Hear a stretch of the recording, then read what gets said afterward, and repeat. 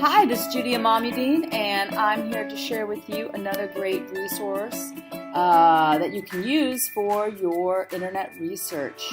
It is another app or another program developed by Google called Scholar, Google Scholar. And you can see that the web address is scholar.google.com. That's where you would go.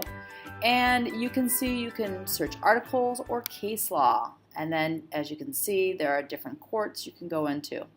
So I'm going to go do articles, actually. And you're going to come over here where it looks like a little bit of a sandwich, these three lines. And you're going to click on it. And you are going to go into advanced search. And when you go into advanced search, you're going to be looking up particular things.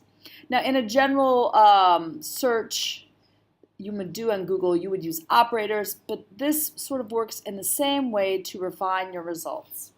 So, the exact words, well, I want to look up hunger and the brain. Effects on the brain development. That's what I want to look at. How does it affect our cognitive development? So now this is sort of with the exact phrase, this is sort of works the same way as if you used if you use quotation marks. If you had parentheses, this bar right here where it says at least one of these words would work in the same way that you would do a normal Google search. If you had without any words, this would be the minus sign that you would use in a Google search.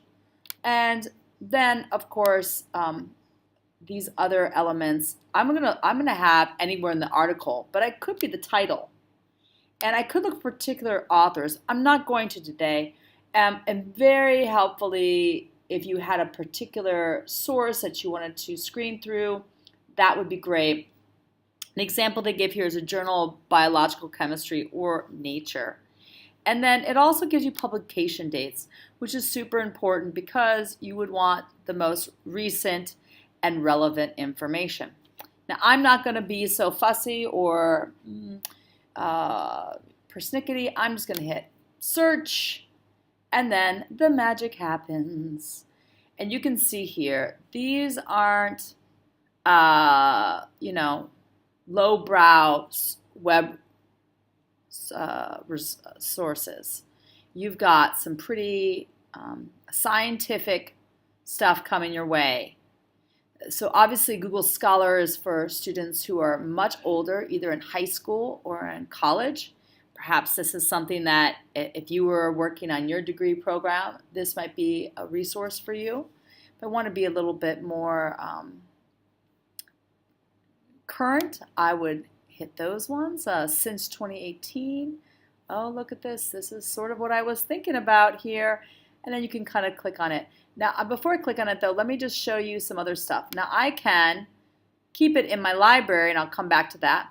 I could quote it, and here you go. Here's your citations. Isn't that great? And so then you can just copy and paste that into your document that you're doing research into. You can find other ones that are related.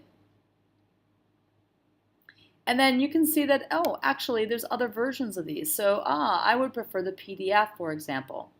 Now, before when I started this, I just want to go up to show you that now, that when I started, it's in my library.